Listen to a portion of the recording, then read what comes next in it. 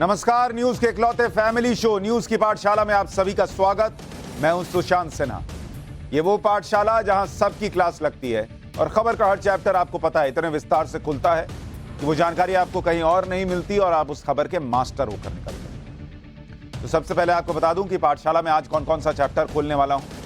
आज आपको बताऊंगा कि बिना सीमेंट और लोहे के कैसे बन रहा है भव्य राम मंदिर। राम मंदिर की वो नई तस्वीरें जिन्हें देखकर आप चौंक जाएंगे। 100 करोड़ हिंदुओं का मन गदगद कर देने वाला चैप्टर आज लेकर आया हूं। आप देखेंगे मन गदगद हो जाएगा कि कैसा राम मंदिर बन रहा है और ऐसी ऐसी तस्वीरें जो आपने सोची नहीं। इसके अलावा क्रिकेट की आड़ में धर्म परिवर्तन का गेम करने वाले क्रिकेटर्स कौन हैं? बॉल से नहीं, धर्म की टैंपरिंग करने वाले क्रिकेटर्स का चैप्टर भी खोले। खेल क्रिकेट रहे लेकिन कर गेम रहे।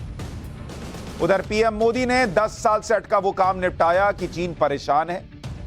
मोदी ने बॉर्डर पर गेम चेंजर फैसला ले लिया है। वो फैसला क्या है आपको बताऊंगा।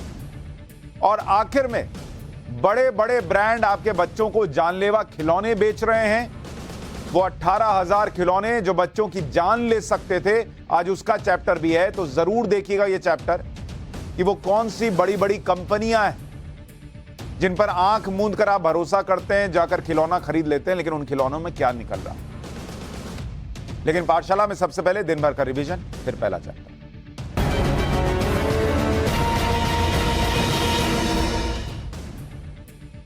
आज प्रधानमंत्री नरेंद्र मोदी ने गंगा विलास क्रूज को हरी झंडी दिखाई, जिसके बारे में मैंने आपको विस्तार से अभी 2 दिन पहले बताया। गंगा विलास क्रूज बेहद शानदार और सभी सुविधाओं से लैस है। कि भारत का सबसे लंबी दूरी तय करने वाला क्रूज वाराणसी से शुरू होगा, बांग्लादेश होते हुए असम के डिब्रूगढ़ तक जाएगा। इसी के साथ प्रधानमंत्री नरेंद्र मोदी ने वाराणसी में टेंट सिटी का भी उद्घाटन किया। इसके बारे में भी आपको दिखाया था, याद हो। जोशीमठ में जो रहने वाले लोग थे उन्हें उत्तराखंड के सीएम पुष्कर सिंह धामी ने राहत दी। मुख्यमंत्री धामी ने ऐलान किया है कि हर प्रभावित शख्स को रोजाना 950 रुपए दिए जाएंगे। 6 महीने के लिए बिजली और पानी का जो बिल होगा वो माफ किया गया है।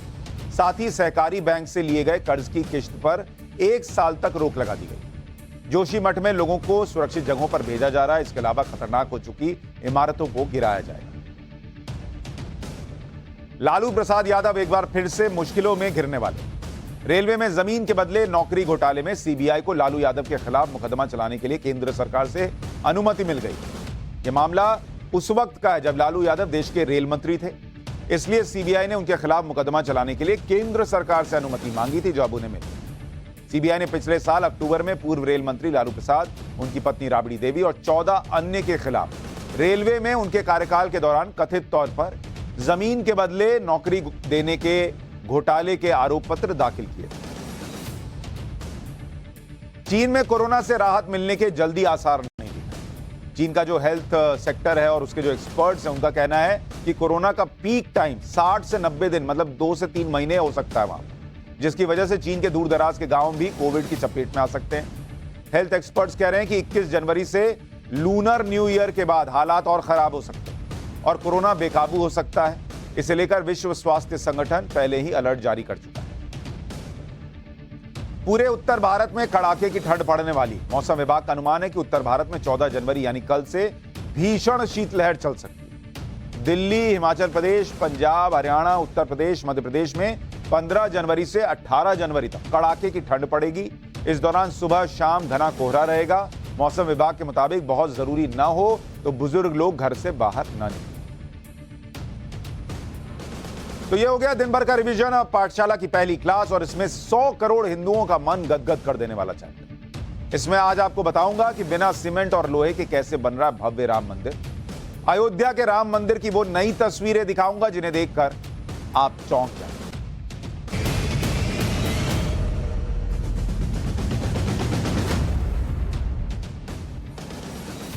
आप याद कीजिए कि जब भी राम मंदिर बनाने की बात आती थी और हिंदू कहते थे कि भाई मंदिर वहीं बनाएंगे, तो कुछ खास किस्म और खास विचारधारा के लोग इसकी हंसी उड़ाते हुए कहते थे कि मंदिर वहीं बनाएंगे लेकिन तारीख नहीं बताएंगे। उनके लिए मजे की बात है। आज राम मंदिर बन भी रहा है, तारीख भी आ चुकी है। 1 जनवरी 2024, खुद अमित शाह ने कहा कि 1 जनवरी 2024 से वहां पर आप दर्शन कर पाएंगे। यानी 12 महीने से भी कम समय बचा है जब आपको अयोध्या में भव्य राम मंदिर बना हुआ दिखे और आप इसमें रामलला के दर्शन कर पाएंगे, जिन्हें बरसों तक टेंट में रहना पड़ा था। लेकिन पहले आज आपको इस राम मंदिर का जो निर्माण कार्य चल रहा है, इसकी लेटेस्ट तस्वीरें दिखाऊं और उसमें क्या क्या बड़ा शानदार दिखा हमें, वो आपको बताऊं, जिसे देखकर आपका भी मन गदगद होगा और हैरानी भी होगी। लेकिन पहले आपको यह बताता हूं कि राम मंदिर का निर्माण इस वक्त जब मैं आपसे बात कर रहा हूं कितना पूरा हो चुका है और कितना बाकी है। क्योंकि राम मंदिर का निर्माण अगर आप देखेंगे तो एकदम नींव का काम, यह भी पूरा नींव का पूरा काम कंप्लीट, मुख्य पिलर डल गए, यानी अब बस कुछ ही दिनों की बात है जब आप वहां जाएंगे और भव्य राम मंदिर में रामलला के दर्शन करेंगे। और इस वक्त जब मैं आपसे बात कर रहा हूं तो वहां पर ग्राउंड फ्लोर बन रहा है। यह लेटेस्ट है कि वहां पर ग्राउंड फ्लोर का काम चल रहा है और साथ ही गर्भगृह यह भी बन रहा है। तो ग्राउंड फ्लोर और गर्भगृह का काम सुपर तेजी से चल रहा है इस वक्त और 50 to 60% काम राम मंदिर का पूरा हो चुका है। अब सवाल है आगे क्या होगा। अक्टूबर में गर्भगृह यह पूरा हो जाएगा, अक्टूबर के महीने में। दिसंबर तक ग्राउंड फ्लोर जो है, यानी नीचे वाला फ्लोर, यह पूरा बना लिया जाएगा। यानी आप मंदिर के अंदर जाएंगे और जनवरी में प्राण प्रतिष्ठा होगी। जनवरी में दर्शन के लिए राम मंदिर खुल जाएगा, वो राम मंदिर जिसके लिए इस देश के करोड़ों हिंदुओं ने बरसों इंतजार किया है, वो बस जनवरी 1 साल और खुल जाएगा और भयंकर तेजी से काम चल रहा है। अयोध्या में ऐसा भव्य और दिव्य मंदिर बन रहा है कि 1000 साल तक मंदिर को कुछ नहीं होगा। 1000 साल मंदिर में अभी खंबे लगाने का काम चल रहा है और यह काम कैसा हो रहा है इसे आपको दिखाता भी हूं और समझाता भी। खंबे बनाने के लिए बड़ी बड़ी शिलाओं का इस्तेमाल हो रहा है, जो आप स्क्रीन पर देख रहे हैं। ये शिलाएं राजस्थान से लाए पत्थरों से बनाई गई हैं। इन शिलाओं पर सुंदर नक्काशी की गई है, एकदम जबरदस्त। पास से देखिएगा तो लगता है कि कुछ भव्य बन रहा है। ये शिलाएं एक के ऊपर एक रखी जा रही हैं और इनसे ही पिलर तैयार हो रहे हैं। और एक पिलर बनाने के लिए 5 से 6 शिला का इस्तेमाल किया जा रहा है मोटे तौर पर। लेकिन सबसे कमाल की बात यह है कि इन शिलाओं को जोड़ने के लिए ना तो सीमेंट का इस्तेमाल हो रहा है और ना ही किसी लोहे और सरिया का इस्तेमाल किया जा रहा, ना सीमेंट ना लोहा। फिर आप कहेंगे ये शिला खड़ी कैसे हो रही है बॉस? इन शिलाओं को फिक्स करने के लिए एक विशेष तरीका अपनाया गया है और वो तरीका क्या है आपको दिखाता हूं। इसलिए मैंने कहा था ना कि बिना सीमेंट और बिना लोहे के भी काम चल रहा है राम मंदिर बनाने का। तो आपको जरा तस्वीर दिखाता हूं। इस तस्वीर को देखिए कि कैसे, अगर आप इसको देखेंगे, जरा इसको पॉज कीजिए, ये यहां पॉज कीजिए। अब आपको दिखाता हूं ये कैसे काम चल रहा है। ये जो आप तस्वीर देख रहे हैं, इन पत्थरों में आपको ये छेद दिख रहा है, ये देखिए, ये है छेद। और इधर जो आप दूसरी तस्वीर देख रहे हैं उसमें यहां जूम करके दिखाइए, यहां पर ये ऐसे निकला हुआ सा हिस्सा है और ये पूरी शिला है। अब ये जो आप निकला हुआ हिस्सा देख रहे हैं ये कहां जाएगा? ये इस छेद में जाएगा। और जैसे आपके बच्चे ब्लॉक खेलते हैं ना कि ब्लॉक फिक्स करते चले जाते हैं, वैसे ही ये ब्लॉक जैसा है और ये यहां जाकर इस छेद में फिक्स हो जाएगा। तो इसीलिए आपको जो मैं कह रहा था कि इसमें कोई सीमेंट का इस्तेमाल नहीं हो रहा, कोई लोहे की छड़ का इस्तेमाल नहीं हो रहा, पाइप नुमा उभार है और वो जाकर इनमें सेट हो जाना है। और ये पत्थर एक दूसरे से फिक्स हो जाएंगे और इसमें एक शिला को लॉक कह सकते हैं, दूसरी शिला को की कह सकते हैं। जैसे चाबी और ताला होता है ना, तो ये आप कह लीजिए कि ताला हो गया और ये वाली शिला जो है ये चाबी हो गई। तो इस तरह से काम चल रहा है। ये देख रहे हैं, ये देखिए, ये बड़ा, अच्छा ये आपको फोटो में छोटा लग रहा है लेकिन बड़े बड़े छेद है, ये देखिए बड़े छेद हैं। और ये जो आप हिस्सा देख रहे हैं, ये वाला की वाला हिस्सा, ये भी बड़ा हिस्सा, मोटा, और जाके अंदर बैठ जाएगा। तो इतना शानदार काम चल रहा है। अब आप कहेंगे कि भाई लोहा और सरिया सीमेंट इस्तेमाल कर लेते तो दिक्कत क्या थी, वो भी अभी आगे बताऊं। इन शिलाओं के निचले हिस्से में ऐसी गोल आकार की की तैयार की जा रही है और इसी गोल की वाले हिस्से को उस छेद में ऐसे फिट करेंगे जैसे पत्थर लॉक हो जाए। दो शिलाओं को जोड़ने के लिए कॉपर की मोटी मोटी पिन भी तैयार की गई, जिन्हें दो शिलाओं के बीच में ऐसे लगाया जाएगा जैसे कोई कनेक्टर होता है, जैसे होता है ना, वैसे ही जाके वो कनेक्ट कर दे ये पिन। अब आपको दिखाता हूं कि मंदिर की एक एक शिला जब एक के ऊपर एक रखी जाएगी तो पिलर किस तरह से बनकर तैयार होगा। अब इसकी तस्वीर देखिए। अभी आपको मैंने दिखाया दोनों अलग अलग है, तो कैसा है जब एक के ऊपर एक रख दिया जाएगा। और ये इसकी नक्काशी तो आप देख ही रहे हैं, ये आप देख रहे हैं जब रखा हुआ नहीं। अब ये यहां पहुंच गई, ये देखिए, ये जो तस्वीर आप देख रहे हैं इसमें नीचे वाला हिस्सा जो आपको दिखा रहा था ये छेद था जिसमें, और ये वाला हिस्सा जिसको की कह रहा था। अब ये दोनों जो हैं वो एक के ऊपर एक रख दिए गए और इस तरह से आपकी जो है वो शिला तैयार हो रही है। और ये शिलाएं जोड़कर जो है ये खंबा तैयार हो रहा है। इसीलिए बड़ा ही शानदार काम चल रहा है और इसमें सीमेंट का इस्तेमाल नहीं है। गर्भगृह के साथ साथ ऊपर के दोनों तल पर जो खंबे लगेंगे वो इसी तकनीक के सहारे खड़े होंगे और उनमें भी सीमेंट और लोहे का इस्तेमाल नहीं होगा। अब आपके मन में एक सवाल यह भी आ सकता है कि आखिर लोहे या सरिये का इस्तेमाल क्यों नहीं किया जा रहा। कहा जा रहा है कि लोहे में जंग लग जाती है और उसकी उम्र की एक सीमा होती है, लेकिन इस मंदिर को ऐसा बनाने का प्रयास किया जा रहा है कि 1000 साल बाद भी यह मंदिर मजबूती पर से खड़ा रहे, उस पर मजबूती पर कोई असर ना पड़े। इसलिए इस टेक्निक का इस्तेमाल किया गया कि लो हटाओ, जंग लगने वाला लोहा डाला ही नहीं, खड़ा रहेगा 1000 साल तक भव्य राम मंदिर। जिन शिलाओं से पिलर तैयार हो रहे हैं उन शिलाओं पर अभी आइकोनोग्राफी का काम बाकी है। अब आप कहेंगे बॉस ये आइकोनोग्राफी क्या ले आए तुम। अभी ये शिलाओं पर आपको प्लेन से हिस्से देख रहे हैं, ये जो आप हिस्सा देख रहे हैं इसको भी दिखाइए। ये जो हिस्सा देख रहे हैं ये है प्लेन हिस्सा, ये देख रहे हैं, ये खाली पड़ा हुआ, अभी इसमें कुछ नहीं है ना, खाली। यहीं पर होगी जिसको मैं आपको टेक्निक बता रहा हूं, आइकोनोग्राफी। ये यहां पर होगी आइकोनोग्राफी। अब आप कहेंगे बॉस ये आइकोनोग्राफी क्या है। इस आइकोनोग्राफी मतलब यहां पर मूर्तियां उकेरी जाएंगी, जो मूर्तियां बनेंगी वो यहां पर बनेंगी। पत्थरों पर या दीवारों को तराश कर मूर्ति उकेरने के काम को आइकोनोग्राफी कहते हैं। तो ये जो आप तस्वीर देख रहे हैं इसमें शिला को खाली छोड़ा गया है और यहां पर बाद में आइकोनोग्राफी होगी, यानी मूर्तियां उकेरी जाएंगी। यहां 3 मूर्तियां तक 3 साइड में तराशी जा सकती हैं और चारों ओर कुल 12 मूर्ति बनेंगी, ऐसा कहा जा रहा है। लेकिन जब पिलर पूरी तरह से बनकर तैयार हो जाएगा उसके बाद दीवारों और खंभों पर मूर्तियां तराशने का काम होगा। अब आपका अगला सवाल होगा कि नक्काशी जब कर रहे थे उसी वक्त मूर्ति भी बना देते, समय बच जाता है। बहुत समय बचाना जरूरी नहीं है, मूर्तियों को बचाना जरूरी है। मान लीजिए मूर्ति पहले बना देंगे, ये आइकोनोग्राफी पहले हो गई और खंभा जब लगा रहे हैं या बना रहे हैं उस वक्त मूर्ति को नुकसान हो गया, तब क्या कीजिएगा, तब पूरा खंभा बदलिएगा। इसलिए इन खंभों पर मूर्ति का निर्माण सबसे आखिर में होगा ताकि किसी तरह से मूर्तियों को नुकसान न पहुंचे।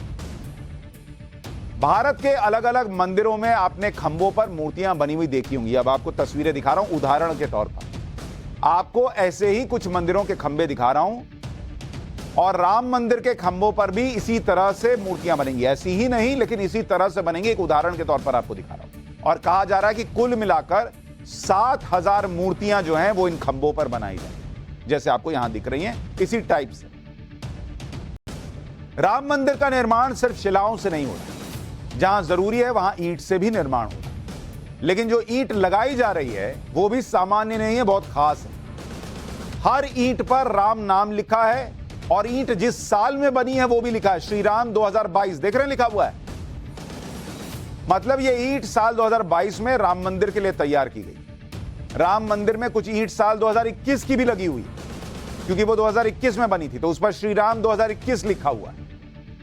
अब इस साल जो ईंट बनकर लगेगी उसमें श्री राम 2023 लिखा होगा। अब ये जैसे ही आप सुनेंगे कि हर ईंट में श्री राम लिखा हुआ है तो आपको क्या याद आएगा, जब राम जी की सेना लंका जाने के लिए पुल बना रही थी तो हर पत्थर पे लिख रही थी ना श्री राम श्री राम श्री राम। ये देखिए श्री राम लिख रहे थे ना। उसी तरह से ये जो भव्य राम मंदिर बन रहा है, इसमें भी हर पत्थर पर श्री राम लिखा जा रहा है। तो ये वहां से कनेक्ट हो। राम मंदिर के गर्भगृह में रामलला की नई मूर्ति भी स्थापित की जाए। ये मूर्ति मौजूदा रामलीला की मूर्ति से अलग होगी। अभी जो आप मूर्ति देख रहे हैं, ये रामलला की मौजूदा मूर्ति, और ये जो भगवान राम की मूर्ति है, ये बाल स्वरूप में होगी, क्योंकि प्रभु श्री राम का जन्म स्थान वहां माना जा रहा है ना, तो वहां पर आप जो है रामलला को छोटे रूप में ही देखेंगे ना, बाल रूप में देखेंगे। गर्भगृह में जो मूर्ति लगेगी वो पत्थर की होगी, और मूर्ति की ऊंचाई 5.5 फुट की होगी।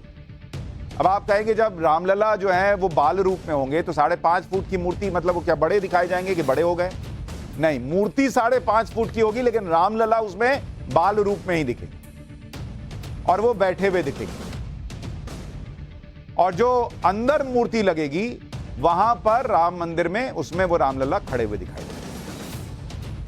मूर्ति शास्त्र के जानकार हैं कई लोग, वो कहते हैं कि किसी भी मंदिर के गर्भगृह में भगवान का विग्रह यानी मूर्ति खड़े स्वरूप में होना चाहिए। आपने कोई भी मंदिर देखा होगा, हर जगह आपको मंदिर में भगवान खड़े स्वरूप में ही दिखते। यहां तक कि हनुमान जी भी हर मंदिर में खड़े स्वरूप में ही नजर आते। इसलिए राम मंदिर में भी आपको रामलला का विग्रह खड़े स्वरूप में दिखे। मूर्ति के लिए पत्थर कहां से लाया जाएगा, इस पर अभी तक कोई फैसला नहीं लिया गया। पत्थरों के सिलेक्शन का काम चल रहा है, और इसका मतलब यह है कि अभी राम मंदिर तो बन रहा है, लेकिन राम मंदिर के लिए अभी तक रामलला की मूर्ति बनाने का काम शुरू नहीं हुआ। राम मंदिर में अगले साल से दर्शन शुरू हो जाए। मंदिर में जब आप प्रवेश करेंगे तो आपको कौन सा द्वार दिखेगा, सामने कितनी दूरी पर गर्भगृह होगा, उस पर हमारे सहयोगी राकेश पांडे वहां अयोध्या गए थे। उन्होंने एक रिपोर्ट भेजी, उस रिपोर्ट को देखिए। उसके बाद इस राम मंदिर से जुड़ी और कुछ और दिलचस्प तस्वीरें आपको दिखाने वाला हूं। अब से ठीक 1 साल बाद जब आप भव्य मंदिर में रामलला के दर्शन करने आएंगे तो कुछ इसी तरीके से सीढ़ियां आपको चढ़नी होंगी, और ये प्रवेश द्वार होगा भव्य राम मंदिर के अंदर प्रवेश करने का, उस गर्भगृह तक पहुंचने का जहां पर रामलला विराजित होंगे।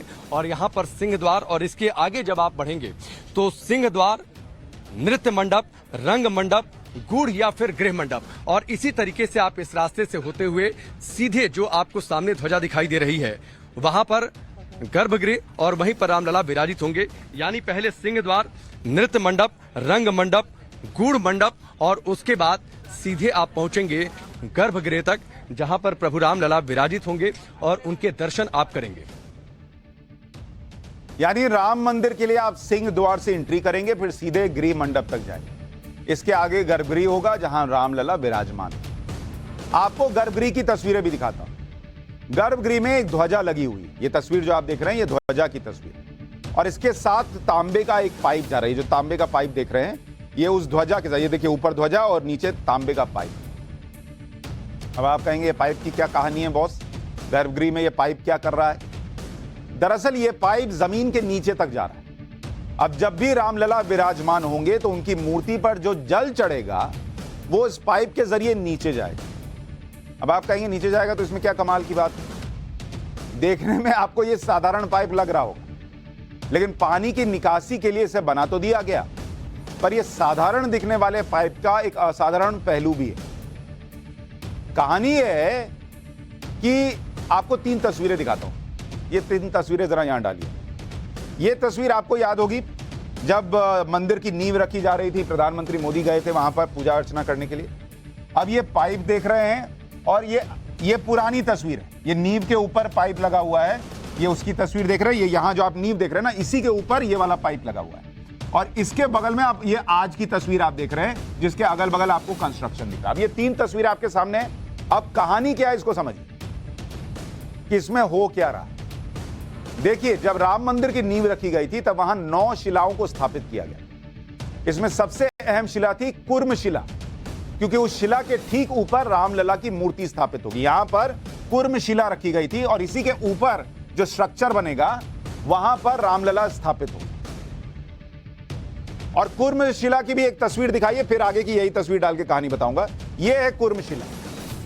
तो जहां पर आप देख रहे थे वो पत्थर से घेरा हुआ था, यह है कुर्म शिला जो वहां पर रखी गई है नींव। इसमें आपको बीच में कछुआ दिखाई दे रहा होगा। कछुए को कुर्म भी कहा जाता है, इसलिए इसको कुर्मशिला कहते हैं। हिंदू धर्म में मान्यता है कि कुर्म या कच्छप अवतार से ही पृथ्वी की शुरुआत हुई, इसलिए जब भी किसी मंदिर की या धार्मिक स्थल की नींव रखी जाती है तो वहां पर कुर्मशिला को स्थापित किया जाता है। ये जो कछुआ देख रहे हैं, ये है कछुआ, मतलब कुर्म, यानी यहीं से पृथ्वी की शुरुआत। तो वहां नींव में ये कुर्मशिला रखी हुई। अब गर्भगृह के अंदर जो अब होगा क्या, वो जरा तस्वीर डालिए। यहां कुर्मशिला है, ये पाइप लगा है और इस पाइप के ऊपर कंस्ट्रक्शन हो रहा है जहां रामलला की मूर्ति हो। अब होगा क्या, जब आप रामलला की मूर्ति पर यहां से पानी डाले, ये पाइप से होते हुए ये कहां जा रहा है, ये कुर्मशिला पर जा रहा है, नींव तक जा रहा है। तो आपने प्रभु श्री राम को जल चढ़ाया और सीधे यहां कुर्मशिला तक पानी चला गया। यह व्यवस्था की जा रही है। अब आपको बताता हूं कि गर्भगृह के अंदर कौन से पत्थर लगेंगे।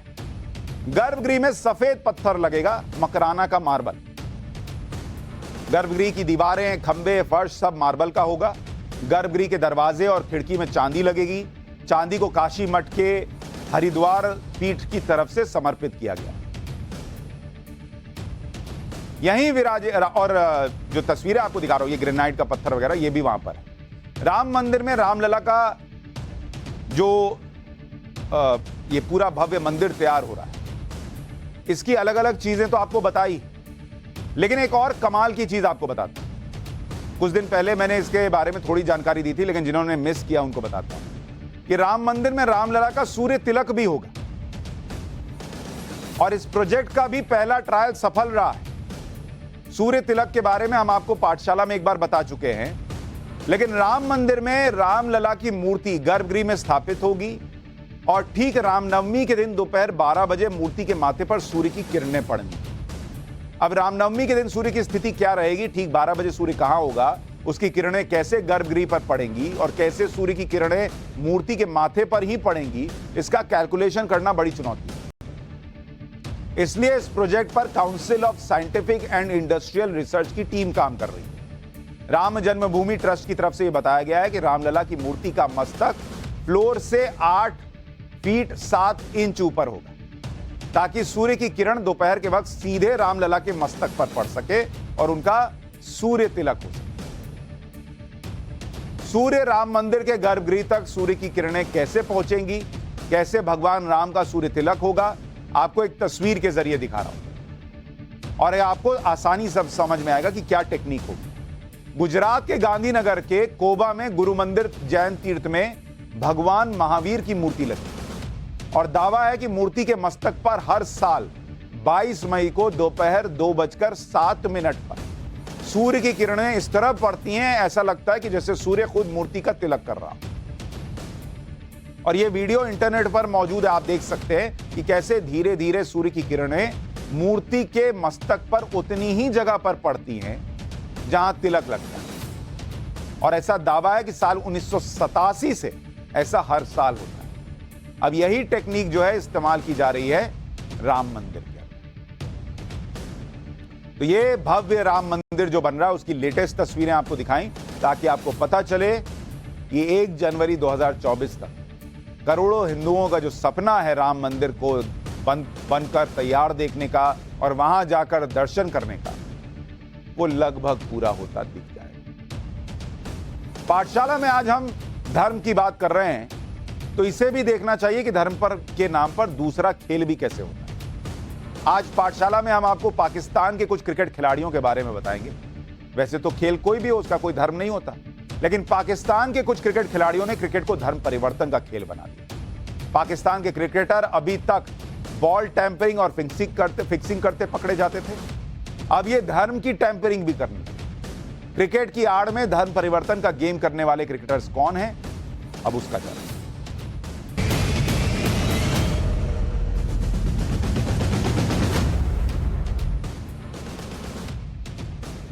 पाकिस्तान के पूर्व क्रिकेट खिलाड़ियों के कुछ वीडियो वायरल हो रहे हैं, जिनमें ये खिलाड़ी क्रिकेट के जरिए धर्म का प्रचार और धर्मांतरण का जिक्र करते हुए दिख रहे हैं। यानी क्रिकेट का इस्तेमाल धर्म परिवर्तन के लिए किया जा रहा है।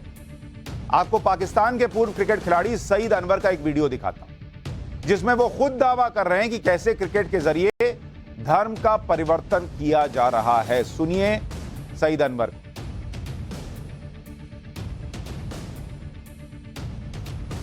ये वर्ल्ड कप में कितने लोग इस्लाम कबूल कर रहे हैं। अल्लाह ने वर्ल्ड कप को ज़रिया बनाया। हाशिम आमला हमारा क्रिकेटर है, कैसा ज़बरदस्त शाहिद जानता है, कितने लोगों को उसने कलमा पढ़ा है। एक हिंदू ख़ानदान, उसके हाथ पे उसका स्कोरर है, पूरा ख़ानदान मुसलमान हो गया। मोहम्मद यूसुफ कितने लोगों का ज़रिया बना। तो आप में अल्लाह ने बहुत टैलेंट दिए, जो करना है कारोबार करो, हुकूमत जो मर्ज़ी चलाओ, अल्लाह को साथ ले लो और नबी का काम अपना काम बना लो। तो आपसे गुजारिश है, जैसे माशाल्लाह भी ये वर्ल्ड कप में कितने लोग इस्लाम कबूल कर रहे हैं। अल्लाह ने वर्ल्ड कप को ज़रिया बनाया। हाशिम आमला हमारा क्रिकेटर है, कैसा ज़बरदस्त शाहिद जानता है, कितने लोगों को उसने कलमा पढ़ा है। एक हिंदू ख़ानदान, उसके हाथ पे उसका स्कोरर है, पूरा ख़ानदान मुसलमान हो गया। मोहम्मद यूसुफ कितने लोगों का ज़रिया बना। तो आप में अल्लाह ने बहुत टैलेंट दिए, जो करना है कारोबार करो, हुकूमत जो मर्ज़ी चलाओ, अल्लाह को साथ ले लो और नबी का काम अपना काम बना लो। सईद अनवर ने हाशिम अमला का नाम लिया और दावा किया कि हाशिम अमला ने गैर मुस्लिम परिवार को इस्लाम कबूल करवाया।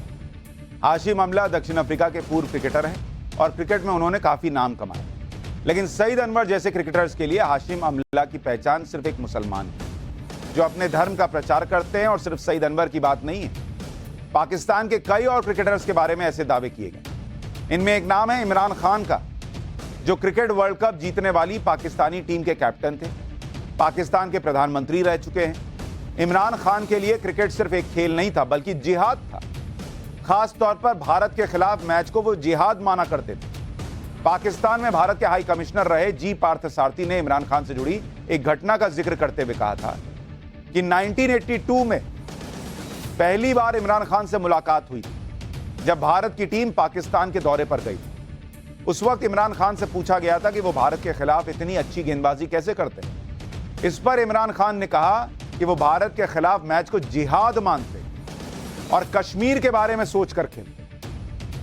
मतलब क्रिकेट में भी इनके दिमाग में जिहाद, धर्म और कश्मीर चल रहा।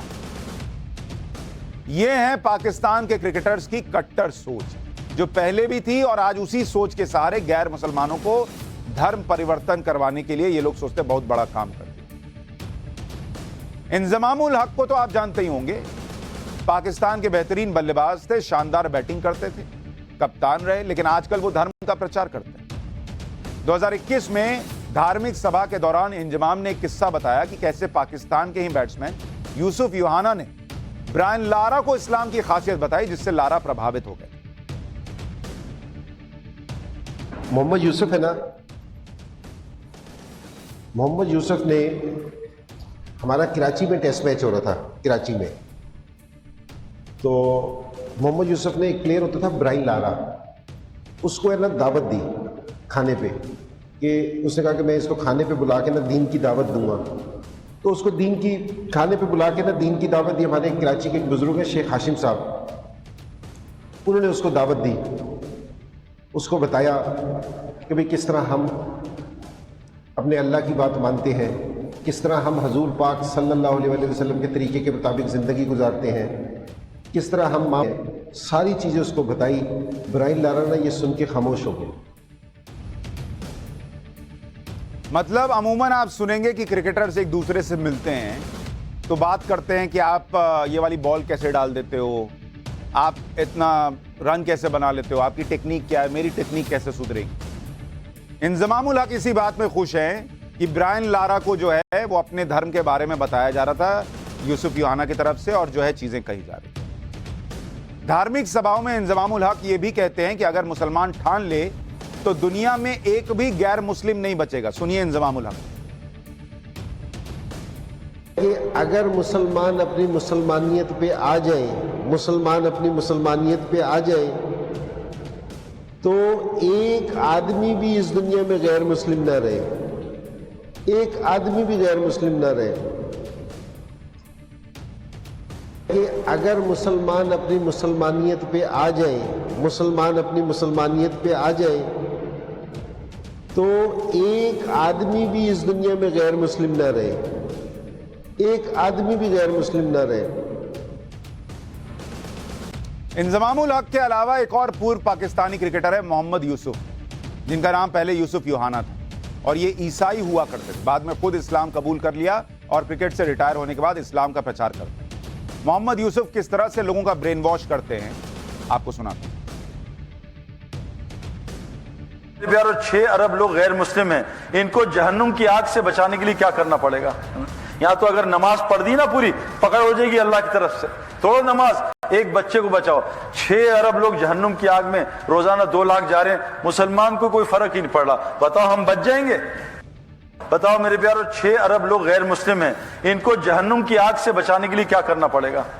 यहाँ तो अगर नमाज पढ़ दी ना पूरी, पकड़ हो जाएगी अल्लाह की तरफ से। तोड़ो नमाज, एक बच्चे को बचाओ। 6 अरब लोग जहन्नुम की आग में रोजाना 2 लाख जा रहे हैं, मुसलमान को कोई फर्क ही नहीं पड़ रहा। बताओ हम बच जाएंगे? 2020 में एक इंटरव्यू के दौरान पाकिस्तान के तेज गेंदबाज शोएब अख्तर ने गजवाए हिंद का जिक्र किया। गजवाए हिंद को समझाते हुए पाकिस्तान क्रिकेट टीम के पूर्व तेज गेंदबाज शोएब अख्तर ने कहा था कि मुस्लिम पहले कश्मीर पर कब्जा करेंगे और इसके बाद भारत पर हमला करेंगे। लिखा गया है कि गज़वा हिंद के बारे में भी लिखा गया, अटक का दरिया 2 दफ़ा रंगीन होगा खून से और अफगानिस्तान की फौजें अटक तक पहुंचेंगी। ये सारी पेशेंगोई उन्होंने की, लेकिन उसके बाद शुमाल मशरक से फौजें उठेंगी, 8 टोलियों में से लोग आएंगे उज़्बेकिस्तान से। खुरासान की बात की है, खुरासान यहाँ लाहौर तक बनता था, पुराना खुरासान। तो ये तो करना चाहिए लोग। हाँ, तो फिर वहाँ से शुमाल मशरक होएगी, शुमाल मशरक फौजें निकलेंगी, तब आप वो कश्मीर फतह करेंगे, उसके बाद इंशाल्लाह आगे चलेंगे। तो कहने को तो ये क्रिकेटर्स हैं, उस खेल को खेलते हैं या किसी भी खेल को खेलें जिसका कोई धर्म नहीं होता, लेकिन इनके दिमाग में क्या चलता है वो आपको दिखाएं। पाठशाला में अब उस काम का चैप्टर जो 10 साल से अटका हुआ था, जिसे पीएम मोदी ने निपटाया, तो अब चीन परेशान है। इसमें आपको बताऊंगा कि कैसे पीएम मोदी ने बॉर्डर पर गेम चेंजर फैसले लिए।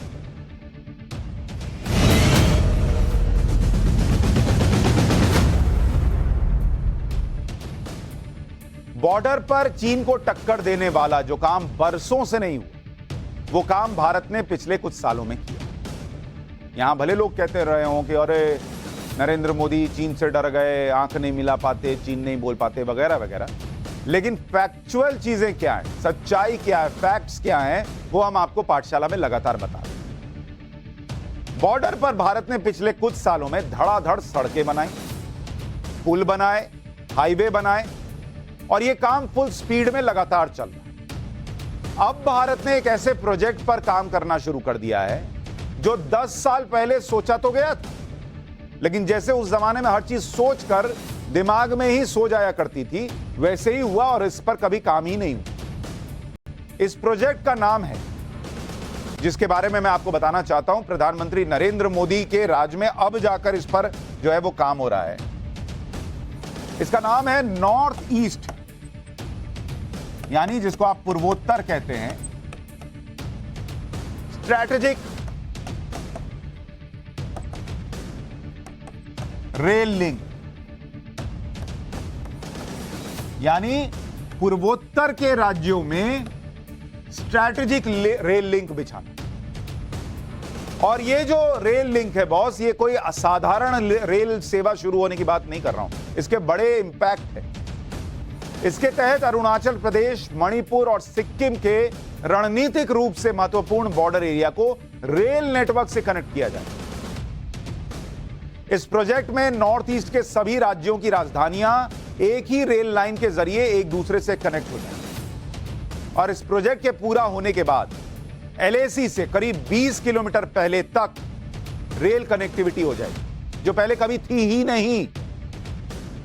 सड़कें बनी, पुल बने, वो तो बने ही बने, लेकिन और तेजी से सेना पहुंचानी है, इसके लिए वहां पर रेल कनेक्टिविटी की जा रही है, बॉर्डर से 20 किलोमीटर पहले तक।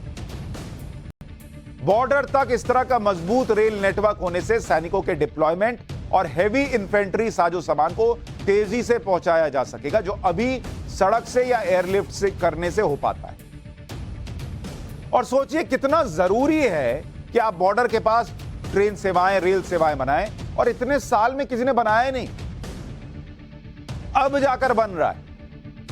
इस प्रोजेक्ट की जिस रेल लाइनों पर सबसे पहले काम शुरू होगा, वो रेल लाइन 3 महत्वपूर्ण बॉर्डर एरिया को कनेक्ट करेगी। और इन 3 इलाकों के बारे में आपको बताता हूं, आपको समझ में आएगा कि स्ट्रैटेजिकली ये कितना इंपॉर्टेंट होगा। अरुणाचल प्रदेश के भालुकपोंग से तवांग को कनेक्ट किया जाएगा। इस रेल लाइन की लंबाई 200 किलोमीटर होगी।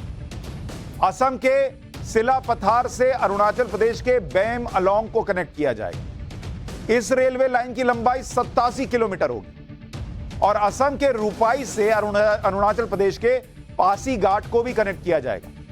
इसकी लंबाई 217 किलोमीटर होगी। पासीघाट में एयरफोर्स का लैंडिंग ग्राउंड में रांगपो इलाके को गैंगटॉक होते हुए नाथुला से कनेक्ट किया जाएगा, जिसके बारे में आपको बता रहा हूं। सिक्किम की बात कर रहा हूं, वहां पर भी ये रेल लाइन पहुंचेगी और इस रेल लाइन के लिए फाइनल लोकेशन सर्वे का काम चल रहा है। यानी रेल नेटवर्क तवांग और नाथुला तक पहुंच जाएगा और इन दोनों लोकेशन पर अक्सर चीन के साथ झड़प की घटनाएं होती हैं, वहां से खबरें आती हैं। अब आपको समझ में आ रहा कि चीन परेशान क्यों है। रोड बन रही है, बॉर्डर पर कंस्ट्रक्शन चल रहा है और उसको लगता है ये तो वो देश है जहां कुछ साल पहले तक रक्षा मंत्री खुद सदन में खड़े होकर बता दिया करते थे कि हमने वहां पर कंस्ट्रक्शन इसलिए नहीं किया कि हमको लगता था चीन जो है उससे तनातनी ना हो जाए और इसलिए हम पीछे रह गए। ये रक्षा मंत्री बताते थे बॉस, सदन में खड़े होकर। और ये आज का देश जहां सड़क बन रही है, जहां महीनों महीनों जो है वो फौज खड़ी हो जाती है सामने से सामने नजर मिलाकर, जहां राफेल खड़ा है और अब वहां रेलवे लाइन पहुंच रही है, तो चीन का धक धक तो होगा ही। अपना देश संभल नहीं रहा और यहां इंडिया जो है वो गले तक पहुंचा जा रहा है। नॉर्थ ईस्ट के लिए जो रेल लिंक प्रोजेक्ट बनेगा वो कैसे बनेगा, ये आपको मैप के जरिए दिखाता हूं। ये मैप जरा यहां डालिए, इस पर आपको समझ में आएगा जब चर्चा होती है कि देश का बॉर्डर सुरक्षित है नहीं है, उसको लेकर क्या हो रहा है। इस बॉर्डर में जो आप देख रहे हैं ये आपको अरुणाचल प्रदेश दिख रहा है, ठीक है। और जो आप इसमें ये वाली लाइन देख रहे हैं, ये पूरी लाइन, ये जो काली लाइन आप देख रहे हैं, यहां से तवांग, ईस्ट कोमेंग, अपर सुबनसिरी, वेस्ट सियांग, टूतिंग, अपर सियांग और ये दिबांग वैली, देसल और ये सारा होते होते विजयनगर म्यांमार के पास जो है वहां तक जा रही है। ये पूरी लोकेशन वो है जहां रेलवे लाइन बन रही है। भालुकपोंग से तवांग, सिलापथार से बाम होते हुए अलोंग असम के रूपाई से पासीघाट तक। और जो आप ये जो हरी लाइन देख रहे हैं, ये हरा हिस्सा देख रहे हैं, वहां पर नॉर्थ ईस्ट के राज्यों की राजधानियों को जोड़ने वाली रेल लाइन बनी। गुवाहाटी, ईटानगर, अगरतला में पहले से रेल लाइन है। इंफाल और आइजॉल में इस साल रेल लाइन शुरू हो जाएगी, जबकि नागालैंड की राजधानी कोहिमा में 2026 तक रेल लाइन बन जाएगी। और ये देख रहे हैं, ये पूरा बॉर्डर का एरिया है। ये अरुणाचल फ्रंटियर हाईवे देख रहे हैं, ये इधर आप तिब्बत देख रहे हैं, यहां देखिए ये पूरा चाइना है और इधर म्यांमार देख रहे हैं। तो ये काम चल रहा है बॉर्डर पर बॉस, और लोग कहते हैं बताइए क्या हो रहा है। ये आपको स्ट्रैटेजिक रेल लिंक दिखा रहा हूं, जिसमें आपको दिखेगा कि किस तरह से चीजें बन रही है। सिक्किम देख रहे हैं, नाथुला आपको दिखा रहा हूं, यहां आपको तवांग दिख रहा है, यहां अलोंग दिख रहा है, और ये आपको जो हरी लाइन दिखा रहा हूं कैसे असम में देखिए, यहां गुवाहाटी है और ये होते हुए जा रही है अगरतला।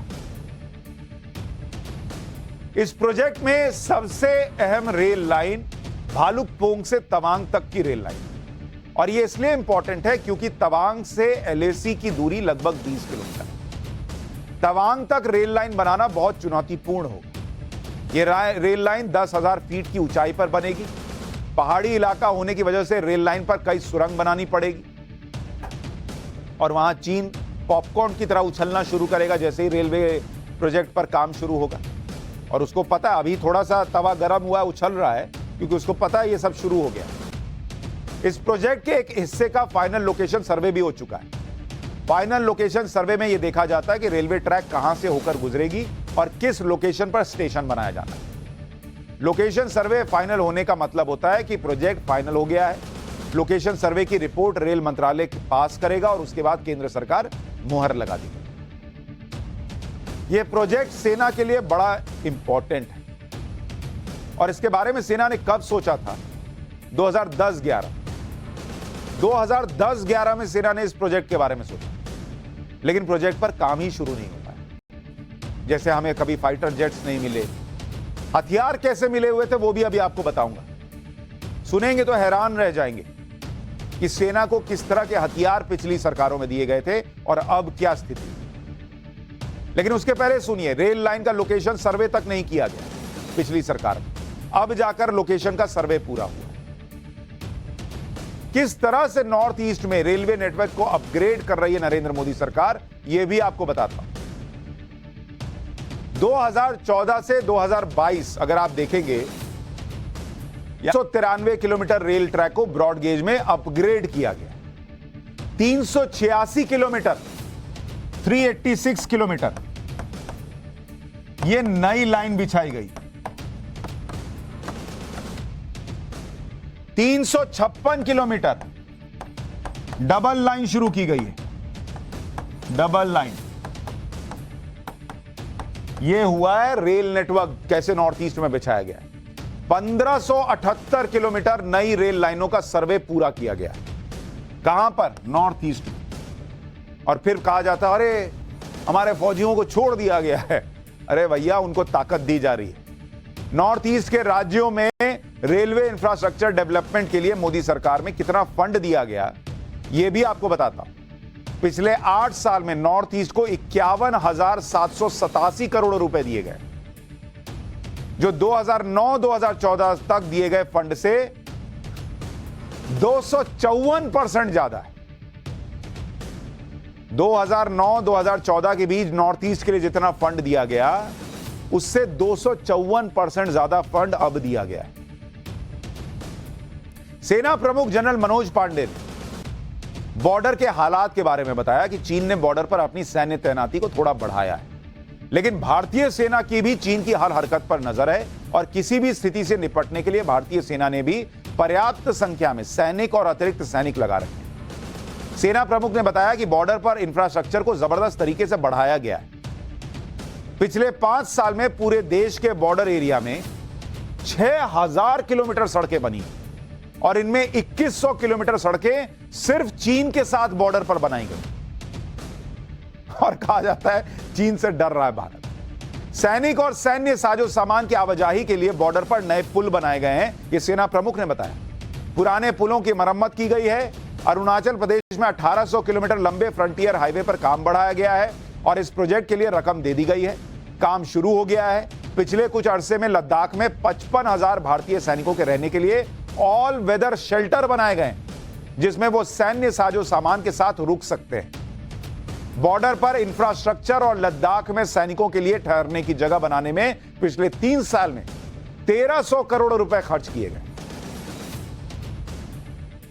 इतना ही नहीं, अब सुनिए, सैनिकों को सुविधा मिले, ऑल वेदर उनके लिए शेल्टर बनाए जा रहे हैं, बॉर्डर पर इंफ्रास्ट्रक्चर मजबूत हो रहा है।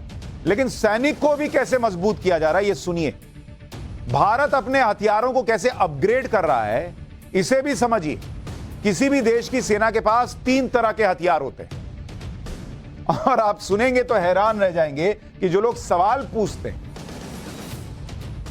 कि बॉस क्या कर रहे हैं, क्या कर रहे हैं, उन्होंने अपने राज्य में देश के सैनिकों के साथ क्या किया था। हथियार जो होते हैं वो 3 तरह के होते हैं किसी भी सेना के पास। एक होता है विंटेज, यानी पुराने और परंपरागत हथियार। दूसरा होता है जो सेना के पास होता है, जिसको कहते हैं करंट हथियार, मतलब अभी के हथियार जो अभी लेटेस्ट हैं। और तीसरा जो होता है जिसको आप कहते हैं state of art, state of the art, state of the art हथियार, इसको कहते हैं एडवांस हथियार, जो बहुत कम देशों के पास होते हैं। इस तरह से 3 तरह के हथियार किसी भी फौज के पास होते हैं। भारतीय सेना की अभी की स्थिति क्या है आपको पता है? अभी की स्थिति यह है भारतीय सेना की, अभी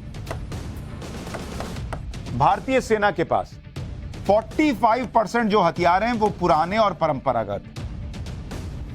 जो करंट हथियार है, जो आज की तारीख में मतलब अभी के लिए आधुनिक हथियार है, वो हैं 41%। और जो स्टेट ऑफ द आर्ट हथियार हैं वो हैं 14% इस वक्त देश की फौज के पास। जबकि 2018 से पहले भारतीय सेना की स्थिति क्या थी आपको पता है?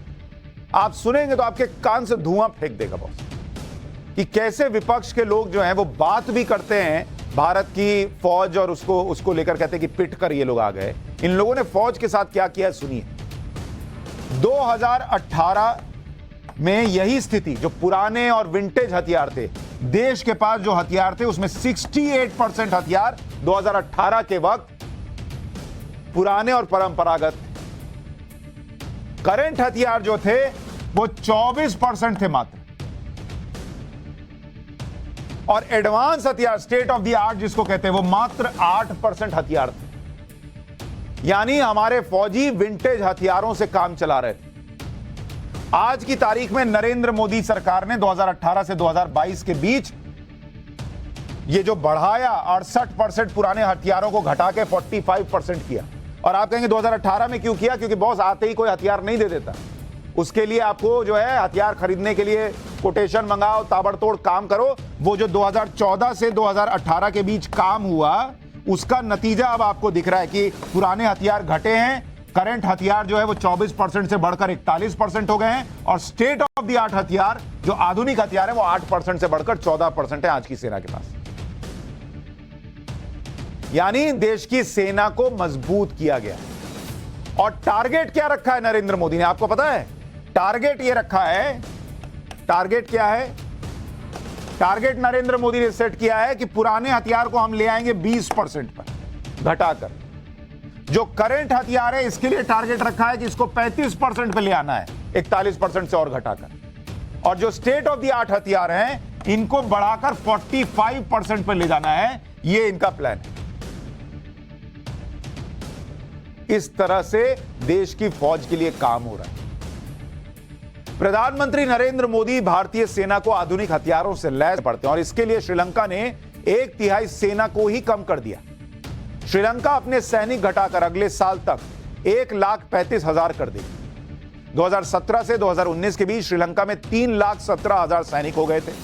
अब 2030 तक श्रीलंका अपने सैनिकों की संख्या घटाकर सिर्फ 1 लाख कर देगा, क्योंकि श्रीलंका को देश चलाने के लिए IMF से लोन लेना पड़ रहा है। और IMF की शर्तें यही होती हैं कि सरकारी कर्मचारियों को कम करो, टैक्स बढ़ाओ, सब्सिडी घटाओ, घाटे वाली सरकारी कंपनियों को बेचो, जिससे लोन चुकाने की स्थिति में कोई देश आ सके। तो उन्होंने अपनी फौज घटा दी कि फौजी घटाओ, इनको पैसा नहीं देना पड़ेगा। इसी तरह से पाकिस्तान का हाल है। पाकिस्तान भी दिवालिया होने की स्थिति में है, और इसका असर वहां सेना के बजट पर पड़ रहा है। 2022-23 में पाकिस्तान का डिफेंस बजट पाकिस्तान की GDP के 2.8% से घटकर 2.2% हो गया। जब पाकिस्तान के पास पैसे नहीं होंगे तो सेना पर खर्च क्या करेगा? क्योंकि वो तो आतंकवादियों पर पहले ही बहुत खर्च कर चुका है, जिसकी भुगत रहा है। पाकिस्तान की हालत तो यह है कि उसे सऊदी अरब और UAE से नया लोन मिला तो उसकी जान में जान आई है। मैंने आपको पहले ही बताया था, ये लोग कटोरा लेके घूम रहे हैं, कहीं से तो कुछ मिल जाए कि घर चला सके। ये लोन पाकिस्तान की लाइफलाइन बना है। UAE और सऊदी अरब से हाथ पैर जोड़कर पाकिस्तान किसी तरह से $4 अरब की मदद लेने में कामयाब हो गया। ये लोन इसलिए अहम है क्योंकि पाकिस्तान का विदेशी मुद्रा भंडार गुरुवार को मात्र $4.3 अरब के क्रिटिकल लेवल पर पहुंच गया था।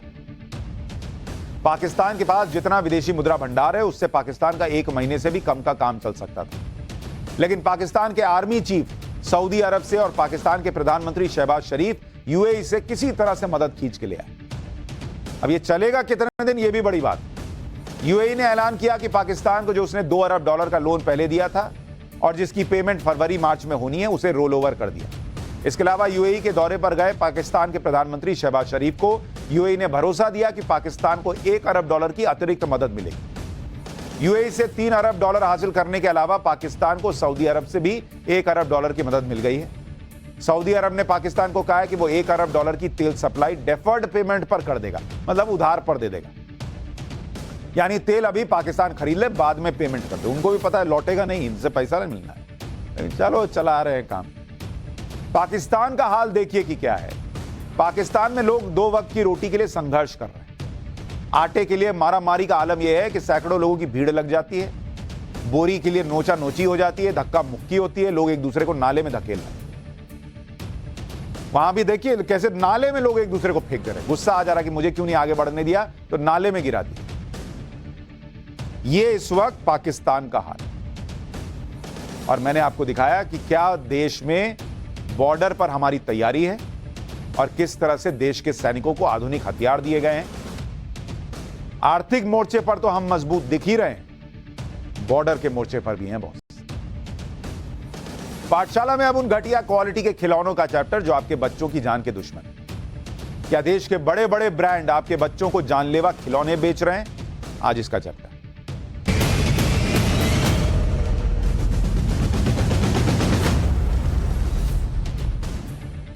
खिलौना क्या चीज है? हर बच्चा देख के खुश हो जाता है।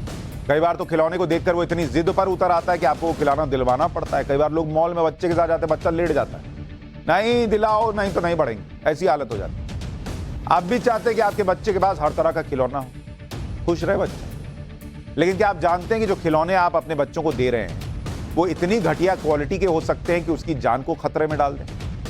और बड़े बड़े ब्रांड के निकल रहे हैं भाई।